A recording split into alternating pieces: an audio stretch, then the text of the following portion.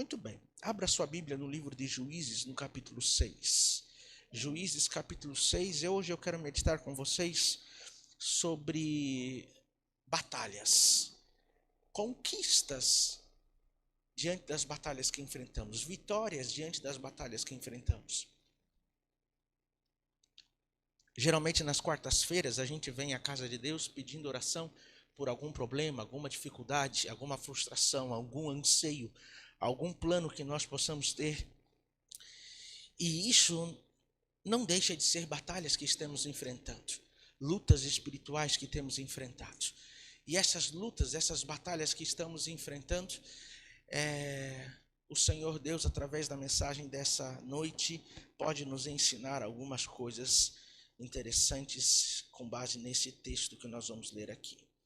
Juízes capítulo 6 vai contar a história sobre o chamado de Gideão e a batalha dos 300. O filme Os 300 tem uma certa base com o que nós vamos ver aqui no relato bíblico. Eram 300 homens de Deus que estavam lutando contra os midianitas, que eram milhares de pessoas, e 300 conseguiram, pela vitória do Senhor, lutar ao lado de Cristo e vencer, lutar ao lado de Deus e vencer. O filme não tratava disso, mas lembrava disso. Tá bom? Vamos orar então mais uma vez, pedindo orientação do Senhor? Senhor Deus e Pai que habita no céu, nós louvamos o Teu nome pelo privilégio que Tu nos dá de estarmos em Tua casa para aprendermos mais de Ti. E fizemos isso com os louvores, fizemos isso com o momento de confraternizar e também abrindo nosso coração para os nossos irmãos, falando das nossas necessidades, dos nossos anseios. A gente muito pode aprender com o problema e as dificuldades dos outros. A gente também pode refletir sobre o problema e a dificuldade que nós temos quando nós ouvimos os problemas e as dificuldades dos outros, e isso pode nos dar motivo suficiente para agradecer de que talvez os nossos problemas e as nossas dificuldades que estamos enfrentando pode ser que não sejam tão grandes e tão sérios como nós imaginamos, e muitas vezes nós supervalorizamos o problema que estamos enfrentando, quando na realidade talvez o nosso irmão tem um problema que realmente pode ser chamado de problema.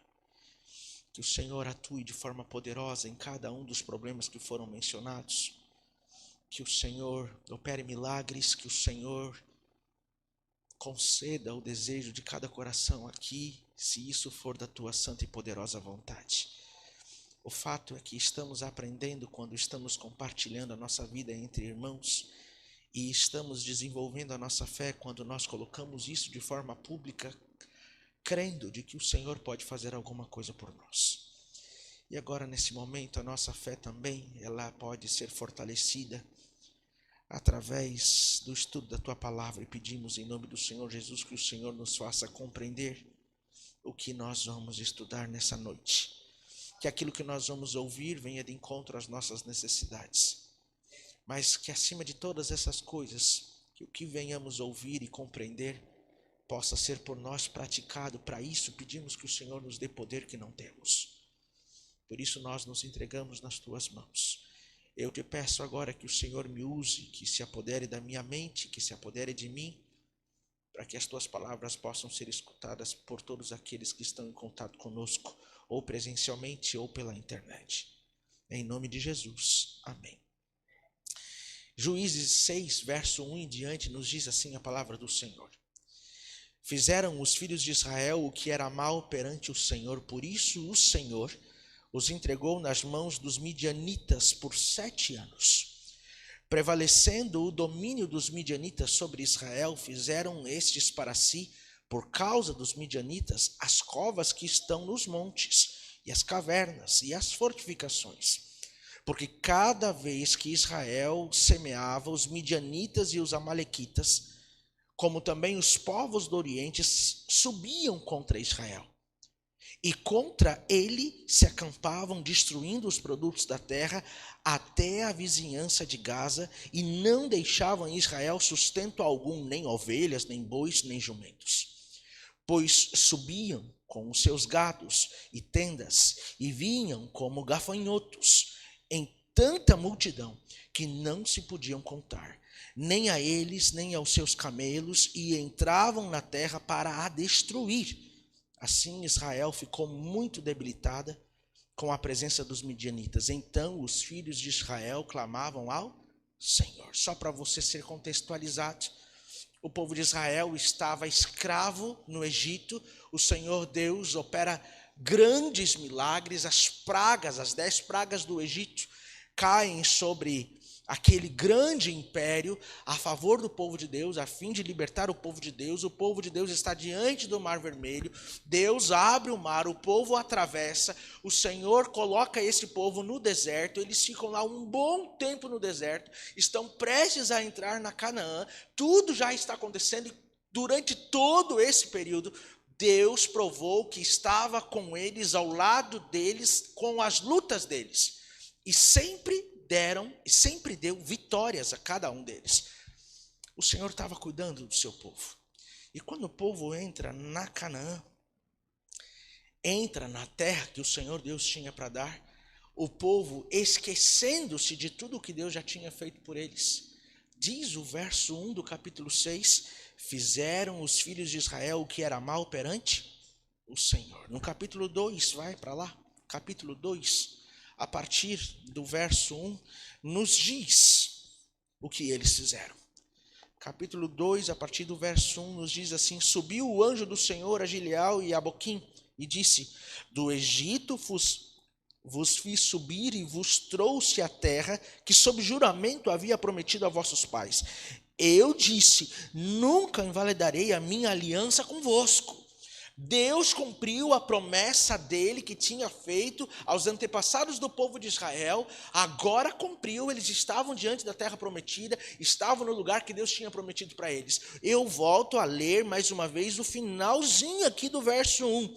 Nunca invalidarei a minha aliança que fiz convosco. Nós vimos no domingo, ainda que tudo falhe, o Senhor Deus não falhará. Ele não falhará na promessa que ele fez a cada um de nós. Ele vai cumprir, ainda que nós, às vezes, venhamos falhar com ele. Mas aí o verso 2 diz o que o povo estava fazendo. Vós, porém, não fareis aliança com os moradores dessa terra, antes derribeis os seus altares. Contudo, não obedeceste a minha voz. Que é isso que fizeste? O texto está dizendo que, apesar de tudo aquilo que Deus fez por eles, de tão grandes demonstrações que Deus deu, de que estava com eles e ao lado deles e lutando as batalhas deles, mesmo assim, eles fizeram aliança com o povo da terra. Mesmo assim, eles se curvaram diante da idolatria desse mundo. Idolatria essa que lá no Egito o Senhor Deus tinha libertado eles. É aquela história, o cão voltando ao vômito. Foi isso que o povo de Israel fez, infelizmente. E por conta disso, o verso 1 do capítulo 6, que a gente estava lá lendo, nos dizia que eles estavam fazendo o que é mal perante o Senhor. E por conta disso, o Senhor os entregou nas mãos dos midianitas por 7 anos. Diz o texto do capítulo 6 de que os midianitas vinham à terra de Israel, à terra de Canaã, ao povo de Israel, e destruíam tudo o que eles edificavam. Destruíam tudo o que eles plantavam, roubavam tudo o que eles tinham, não ficava nada, a ponto de o povo de Deus ter que se esconder nas cavernas, nas montanhas. E aí o final do verso 6, no capítulo 6, nos diz assim: então os filhos de Israel clamavam ao Senhor. Então, diante das dificuldades e diante dos problemas que estavam assolando ao povo de Israel, diz que o povo teve uma reação. Qual foi a reação? O povo se lembrou do que Deus havia feito no passado. E aqui vale a pena nós meditarmos um pouco. Muitas vezes eu e você, nós agimos como o povo de Israel. Deus, ao longo de nossa vida, ao longo da nossa caminhada ao lado dele, ele nos mostra que está conosco, lutando as nossas batalhas, e nós somos gratos a Deus por isso. Mas muitas vezes, assim como o povo de Israel, nós nos aliançamos com as coisas do mundo, com os ídolos do mundo, com as coisas dessa terra. E ao fazermos alianças com as coisas dessa terra, a gente acaba voltando as costas para as coisas de Deus. E o texto é claríssimo ao dizer que Deus, dessa forma, permite que o mal venha assolar a mim e a você. Mas mesmo permitindo que o mal venha assolar a mim e a você, não por culpa de Deus, mas por culpa nossa. Não porque Deus não está fazendo a parte dele, é porque nós não estamos fazendo a nossa parte. Deus ainda assim, diz o texto bíblico aqui, está com os ouvidos inclinados, só esperando a minha e a tua permissão, clamando ao Senhor, para que Ele volte a colocar a nossa vida nos eixos e no caminho certo, o caminho da bênção, o caminho da vitória, até mesmo o caminho da prosperidade. Não essa financeira, mas a prosperidade é aquela em que tudo vai bem, independente das coisas que acontecem. Muitas vezes enfrentamos midianitas modernos como dificuldades financeiras, dificuldades familiares e até mesmo a nossa luta espiritual, nossa luta diária com Deus, com as coisas que nós sabemos que temos que fazer. Deus ainda observa a nossa situação e quer agir em nosso favor. Como eu disse, Ele está esperando que nós venhamos clamar por Ele. Escuta bem aquilo que eu vou falar para você. O Senhor Deus, Ele é tão educado e respeitoso que o Senhor Deus não faz obra alguma na minha vida e na sua, se nós não permitirmos. Qualquer ação de Deus na minha vida e na sua vida precisa ter a minha e a tua permissão. O Senhor não fará se nós não permitirmos, ainda que sejam coisas boas. Deus está esperando que clamemos a Ele para que Ele possa agir na nossa vida, assim como o povo de Israel fez. O culto de quarta-feira nada mais é do que uma miniatura disso que a gente está vendo. Os midianitas do mundo aí fora estão assolando, os problemas estão assolando, as dificuldades estão vindo e arrasando com a gente, com a nossa terra, com o nosso coração, com as nossas emoções, com a nossa mente. Às vezes destruindo por completo, a ponto de que a gente tem que viver com medo escondido, atormentado e amedrontado. E aí o texto bíblico está dizendo tudo que Deus está esperando é que a gente venha diante dele e clamar, orar, pedir, para que ele nos dê o livramento. Ainda no capítulo 6, no verso 11, nos diz assim: então veio o anjo do Senhor e assentou-se debaixo do carvalho que está em Ofrá, que pertencia a Joás, o Abiesrita. E Gideão, seu filho, estava malhando o trigo no lagar para o pôr a salvo dos midianitas. Então o anjo do Senhor lhe apareceu e lhe disse: o Senhor é contigo, homem valoroso. Algumas Bíblias dizem assim, homem valente. Olha que interessante, o povo estava clamando para que Deus atuasse. Atendendo a oração do povo, o Senhor Deus se apresenta para um homem chamado Gideão. E diz que Gideão estava justamente fazendo o trabalho de esconder um pouquinho do alimento que ainda tinha, para que os midianitas não encontrassem. Eu começo a imaginar que Gideão, assim como o povo, o Gideão representando o povo, era aqueles que estavam orando a Deus. Porque o texto está me dizendo que Gideão era um homem valente, valoroso, temente a Deus e as coisas do Senhor. Então aqui diz que o Senhor Deus vem e se apresenta para Gideão. E a expressão aqui é o anjo do Senhor. Na sua Bíblia, assim como na minha, essa expressão aparece em letras maiúsculas. Então não era um ser angelical. Era uma teofania. Era uma das formas como Deus se revelava diante das suas criaturas. Quando a gente vai para a Bíblia, a gente vê Deus se apresentando diante dos seres criados de várias formas. Entre elas, o anjo do Senhor, mais conhecido como Miguel, aquele que é como Deus. A palavra Miguel diz exatamente isso. Aquele que é como Deus. O próprio Deus, o próprio Senhor Jesus vem e conversa com Gideão debaixo daquele carvalho. E o próprio Senhor Jesus olha para Gideão e diz o seguinte, no finalzinho do verso 12, o Senhor é contigo. Veja que ele está passando por dificuldade, ele está ali atormentado, arrumando as coisas para que o inimigo não venha e destrua, concentrado em resolver um problema. Qual era o problema? os ataques dos midianitas. Às vezes a gente está concentrado em resolver os nossos problemas, não é? Às vezes a gente está focado em trazer uma solução, ou pelo menos algum escape ou fôlego diante das nossas necessidades e dificuldades. Se nós clamarmos a Deus como o povo estava fazendo, como Gideão estava fazendo, esse texto se aplicará a mim e a você. O que está escrito no final do verso 12. O Senhor é contigo, homem valente, homem valoroso. Veja que a valentia de Gideão não estava relacionada à coragem de fazer alguma coisa, mas a valentia de Gideão estava relacionada ao clamor que ele estava atribuindo à pessoa de Deus. Alguns de nós, eu quero crer que nenhum aqui essa noite, não tem nenhuma grama de valentia já faz um bom tempo. Eu não digo coragem para enfrentar as dificuldades, as batalhas e os problemas. Eu digo coragem para, diante das batalhas e dos problemas, abrir o coração e se colocar vulnerável diante de um Deus que pode dar a vitória. Às vezes nós estamos com tanto medo das dificuldades, dos problemas, das aflições que estamos passando, que esquecendo-se de Deus, nós temos medo até de abrir o coração ao Senhor, para que Ele não peça nada de nós. Porque o sacrifício pela qual estamos passando é tão grande, que a gente ainda, iludido com as coisas desse mundo, e é o que Satanás quer que a gente pense, que o que Deus vai pedir ainda vai aumentar cada vez mais o sacrifício pela qual estamos passando. Deus não vai atribuir sacrifício maior a você.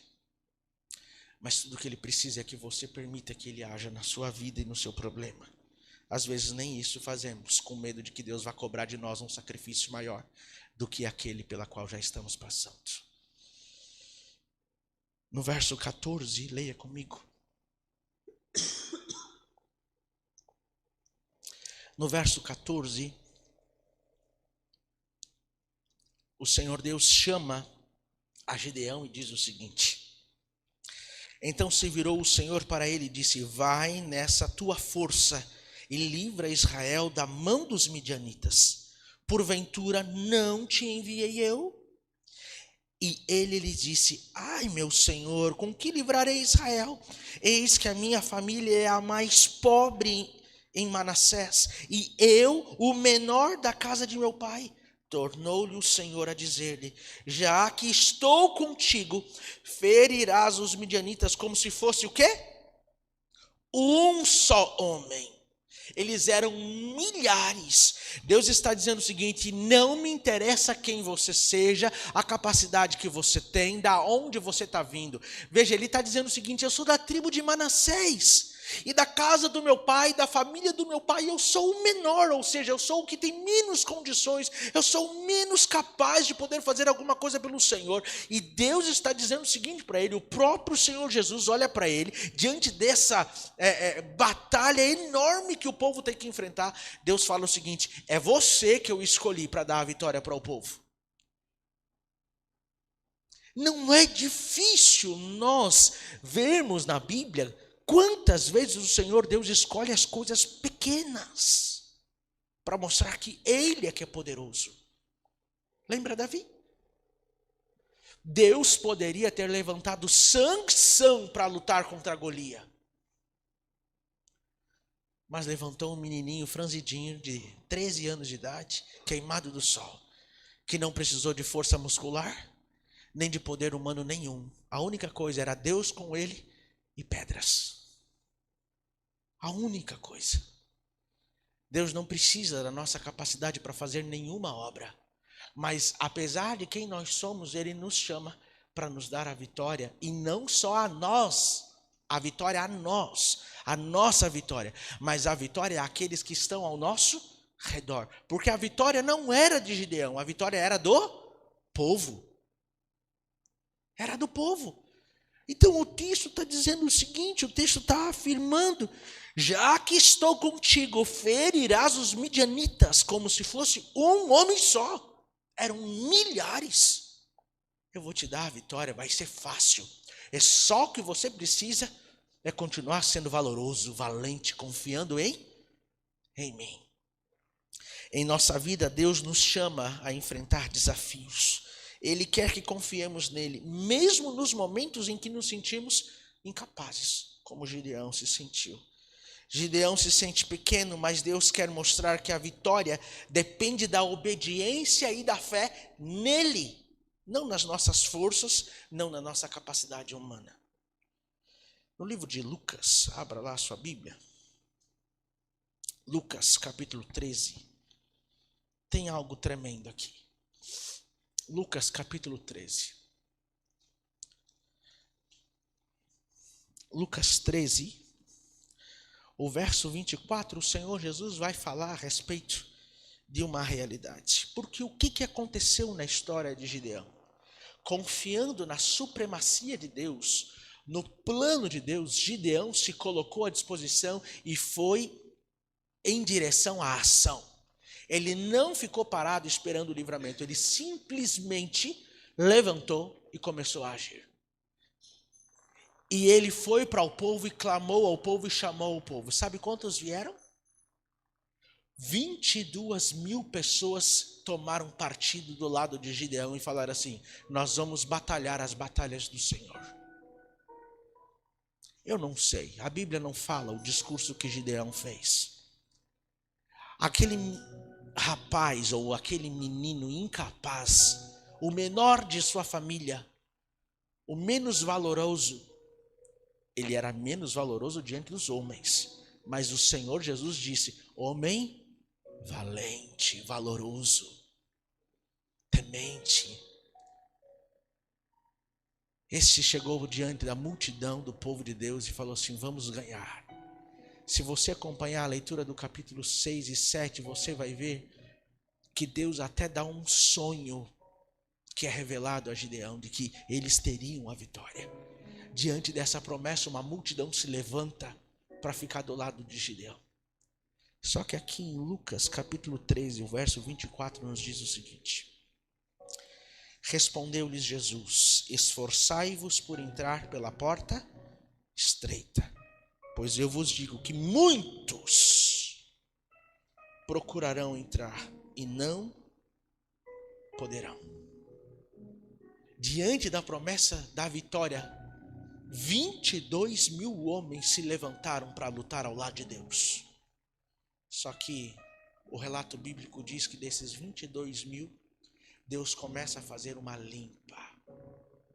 E diz o texto em Juízes capítulo 7, abre lá. Juízes capítulo 7. Olha o que diz o texto.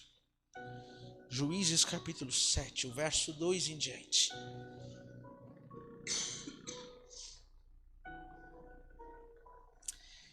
Disse o Senhor a Gideão: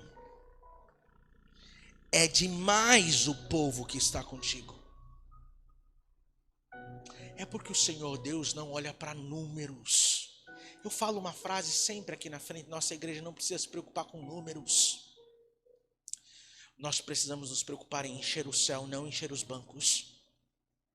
Porque o Senhor Jesus diz que muitos procurarão a porta estreita. Muitos vão procurar a porta estreita, mas poucos é que vão passar por ela.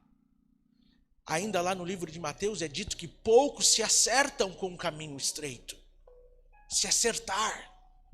E aí aqui Deus está dizendo: é demais o povo que está contigo para eu entregar os midianitas nas suas mãos. E Israel poderia se gloriar contra mim dizendo: a minha própria mão me livrou.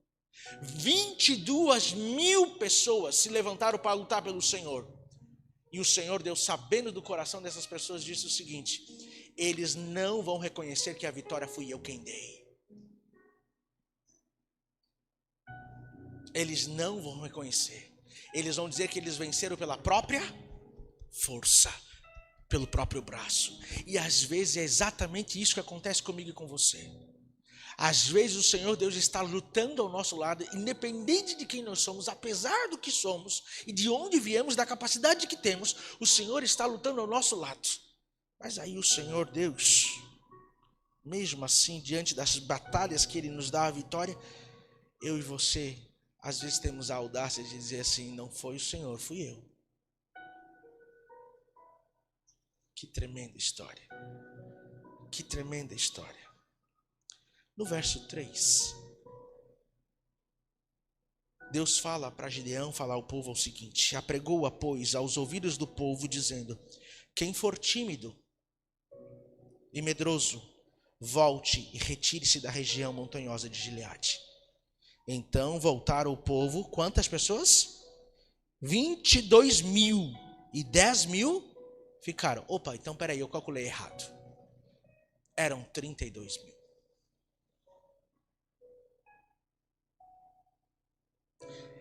Deus falou o seguinte: não, é muita gente, eles vão dizer que ganharam pela própria força.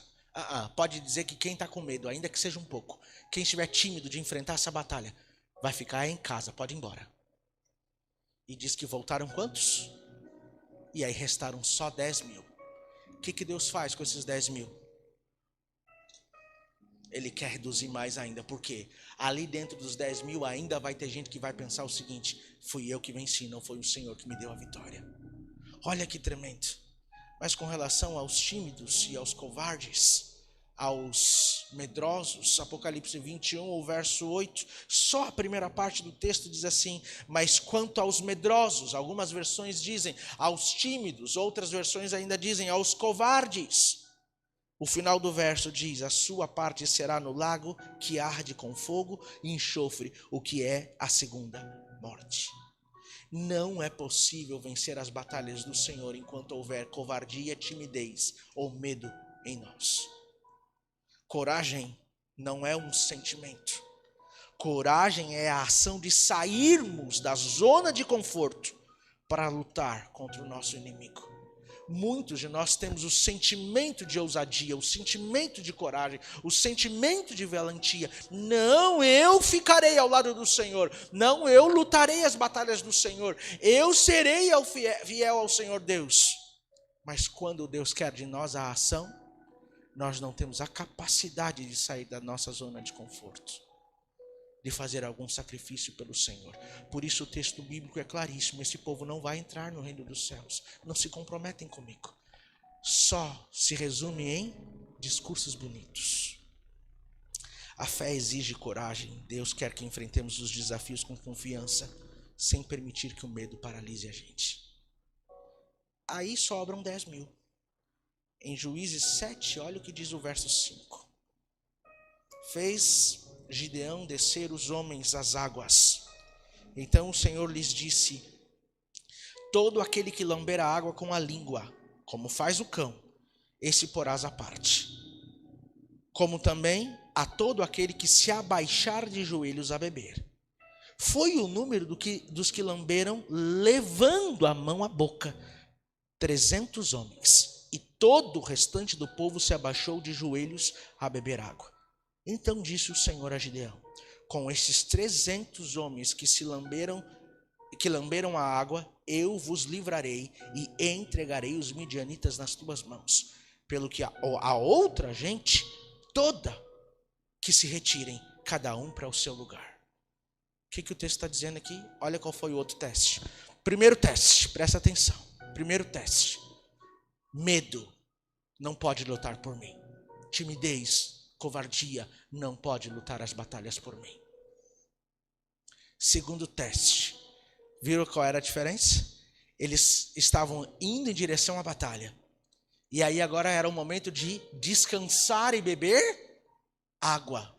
E aí Deus falou o seguinte: aquele que se ajoelhar e descansar bebendo água diretamente assim do rio, esse está fora. Agora aquele que pegar com a mão a água e trazer até a boca e tomar, este é que vai lutar por mim. Entenderam o que ele estava dizendo? Mas por quê? Olha que interessante. Olha que interessante. Diz a neurociência, ou existe uma pseudociência chamada de programação neurolinguística, que ensina o seguinte: que nossas ações, atitudes, nosso corpo fala muito a respeito do que nós somos e do que nós sentimos. Então, por exemplo, quando você vai conversar com alguém, olha que interessante isso. Quando você vai conversar com alguém e a pessoa está assim, ó, que nem alguns de vocês estão, essa é uma posição analítica. quer dizer que a pessoa vai prestar atenção. E quer dizer que ela não vai prestar atenção como aquela que ouve e absorve. Ela vai prestar atenção como aquela que está atenta e não vai deixar passar nada. Ela está atenta.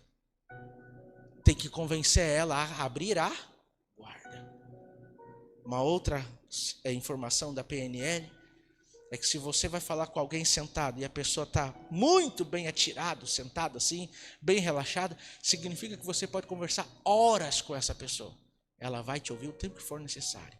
Mas se ela estiver sentadinha com o traseirinho na pontinha da cadeira, quer dizer que ela está com pressa. O tempo dela é precioso e ela quer que você saiba disso.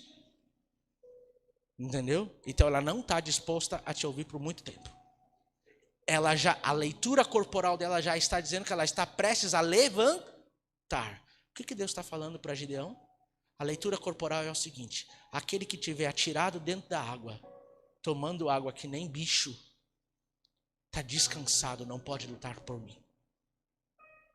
Agora aquele que está em pé, trazendo a água pela mão até a boca, esse está em prontidão. Esse é que vai lutar. Exatamente. Interessante isso. Não dá para vencer as batalhas do Senhor quem está acomodado na zona de conforto ou atirado de qualquer jeito. Só vai vencer as batalhas do Senhor aquele que estiver atento, em prontidão e vigiando. É isso que essa história está dizendo. É isso que ela está ensinando. E por fim, no capítulo 16, aliás, no capítulo 7, no verso 16 e 22 a 22, nos dá a vitória. 300 então sobraram, né? Como é que Deus deu a vitória para eles? Será que eles pegaram espadas, pegaram em flechas? Como é que foi que aconteceu essa vitória contra milhares? Olha o que diz o texto bíblico. Então repartiu os 300 homens em 3 companhias e deu-lhes a cada um nas suas mãos trombetas, cântaros vazios com tochas. E disse-lhes: olhai para mim e fazei como eu fizer. Chegando eu às imediações do arraial, como fizer eu, assim fareis. Verso 20 diz: assim tocaram as 3 campainhas, as trombetas, e quebraram os cântaros. E seguravam na mão esquerda as tochas e na mão direita as trombetas. Espada pelo Senhor e por Gideão. E permaneceu cada um no seu lugar ao redor do arraial, que todo deitou a correr, e a gritar, e a fugir. Ao soar das trombetas, o Senhor tornou a espada de um contra o outro, e isto em todo o arraial que fugiu. O que aconteceu? Olha aqui para mim, gente, para a gente terminar a mensagem.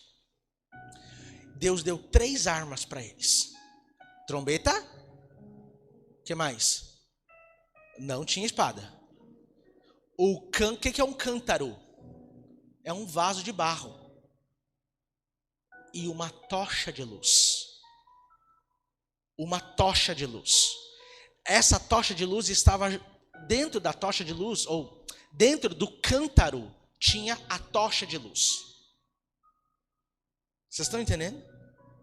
Então é assim, eles tinham numa mão, eles tinham a trombeta. Na outra mão eles estavam segurando o vaso com uma tocha dentro. E qual foi a ordem? A ordem foi o seguinte: cerquem o arraial, toquem a trombeta, joguem o vaso no chão, quebrem o vaso no chão e levantem as tochas de luz. Essa foi a ordem, entenderam? O que aconteceu com o povo que estava lá no arraial? Diz que o povo se assustou com os barulhos. E quando o povo se assustou com o barulho, o povo começou a atacar de tudo que era lado. E o que aconteceu? Começaram a se atacar. E assim eles foram se matando, o Senhor confundiu eles. Mas olha que interessante. As trombetas tem a ver com, vamos te anunciar alguma coisa. Vai acontecer algum conflito, vai acontecer alguma guerra, vai acontecer algo tremendo. Preparem-se, é para chamar a atenção. O cântaro na Bíblia é símbolo de humildade, de entrega total. O que aconteceu com aqueles cântaros? Tinha que ser quebrado, Simara.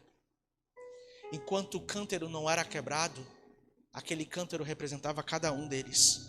Aquele vaso representava cada um deles.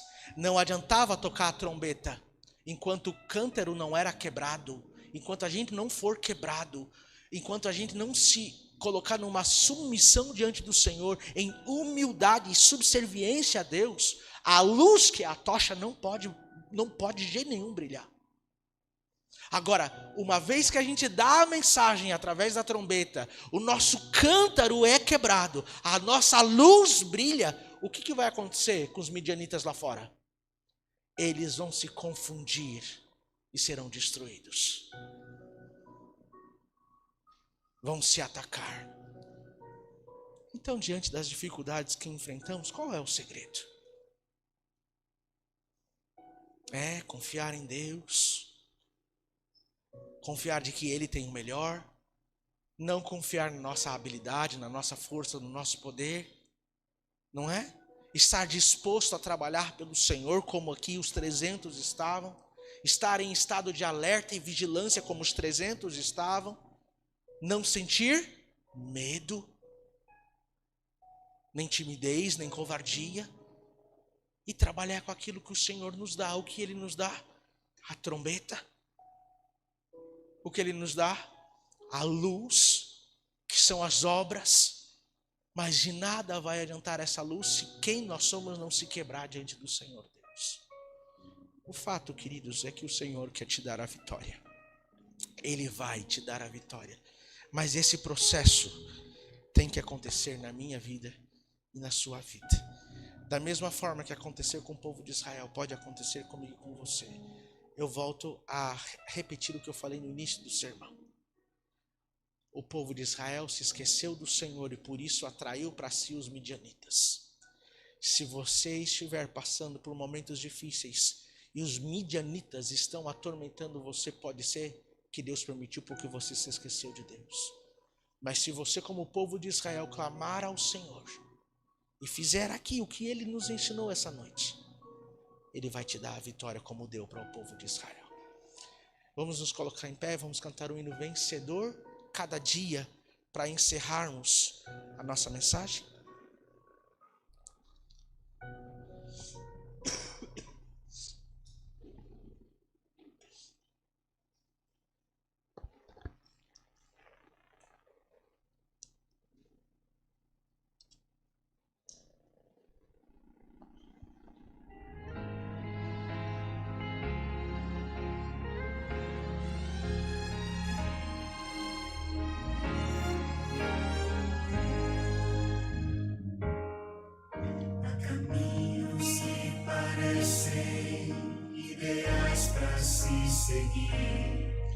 Há projetos que parecem ser de Deus. Desde quando me levanto até quando vou dormir, sou provado, tenho escolhas a fazer. Cada dia que eu vivo é um milagre singular, mas também tenho lutas para enfrentar. Eu te peço, Senhor, que eu aprenda mais em ti, para ser cada dia vencedor.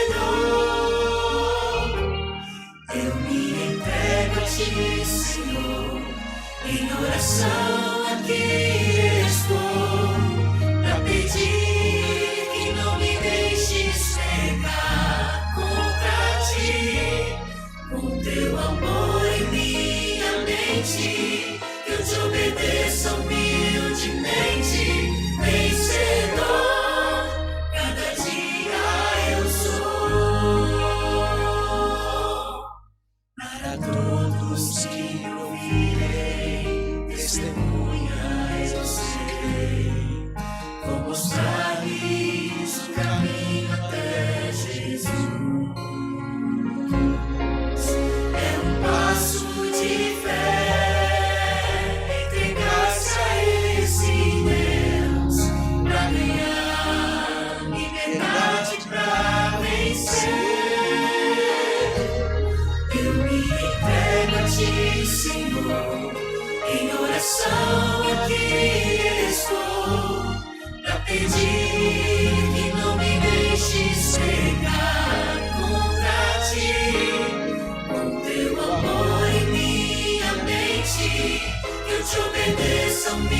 grandemente vencedor.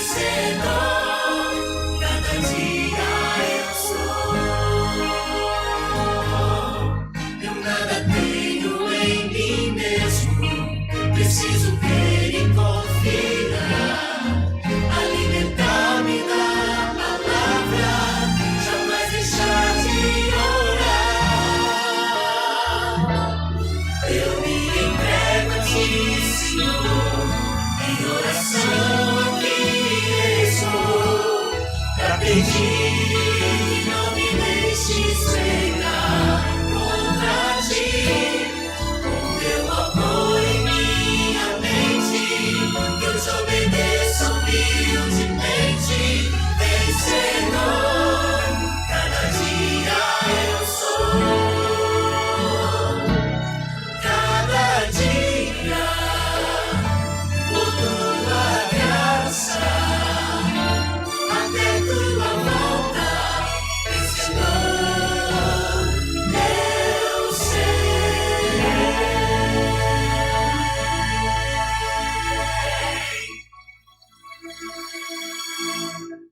Bem, Senhor Deus, louvado seja teu nome.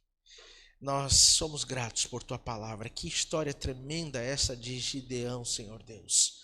Obrigado porque tu deste a vitória ao teu povo no passado. E isso está registrado em tua palavra. Significa que a vitória que nós precisamos também pode ser dada a cada um de nós. É claro que ela vai ser dada se nós agirmos conforme o povo agiu diante das tuas condições. O povo clamou por ti. O povo obedeceu a tua palavra, o povo não se amedrontou, o povo não se acomodou, mostrou proatividade, mostrou interesse, mostrou ação, e o Senhor, por meio da tocha, por meio da trombeta e por meio do vaso quebrado, pôde fazer e dar e entregar a vitória ao teu povo. Quantas lições aprendemos dessa mensagem. Nós louvamos o teu santo e poderoso nome, Senhor Deus. Eu não sei quais são as dificuldades que nossa igreja está enfrentando, que cada uma das pessoas estão enfrentando. Eu sei que a promessa da vitória foi dada a cada um de nós nessa noite. E se o Senhor prometeu, se nós fizermos a nossa parte, o Senhor também fará a sua, não tenho dúvida disso. Por isso, nos abençoe, nos ajude a fazer aquilo que o Senhor quer. Agora que os teus santos anjos nos levem em segurança para casa, que o Senhor nos dê uma boa noite de descanso, que no sábado possamos estar todos juntos aqui para adorar e engrandecer teu santo nome. Em nome de Jesus. Amém.